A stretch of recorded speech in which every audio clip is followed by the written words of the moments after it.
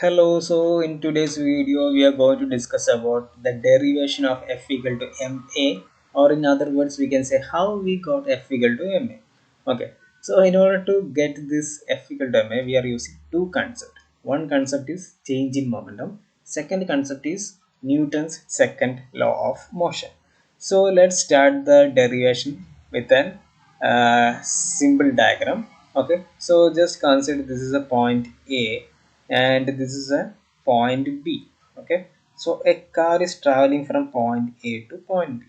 So obviously the car will be having a mass and a velocity, right? If it is having a mass and velocity, it is considered as what? Momentum.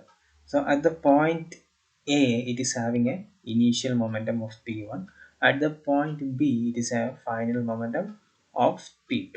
So the initial momentum is represented as mu and final momentum is represented as mv. Okay. So the change in momentum. Okay. The change in momentum. The change in momentum can be written as like what? P2 minus P1, right? So it can be like what? MV minus MU. It means what? M into V minus U. So this is a change in momentum. So what is rate of change of momentum? Rate of change of momentum. Rate of change of momentum is like what? This change in momentum by time, which means M into V minus U by T. So our first stage is finished now. We are moving to the second stage, that is Newton's second law. As per Newton's second law, it is telling that force is directly proportional to the rate of change of momentum. Okay, rate of change of momentum. So we can say what? F is directly proportional to m into v minus u by t. But in smaller classes we have discussed what?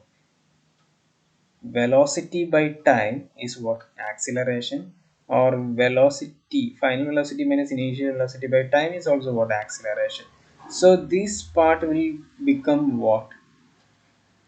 It will become like this: f is directly proportional to m into a, but there is a proportionality sign here. So in order to change that proportionality sign, we have to multiply with a constant. So f equal to k into ma. Okay, so assign the value of k like 1. So this is becoming what? F equal to ma. So if you understood the video, like the video, share the video, and if you have any doubts, comment in the comment section. If you want to join our online classes, call us right now. See you in another class. Bye.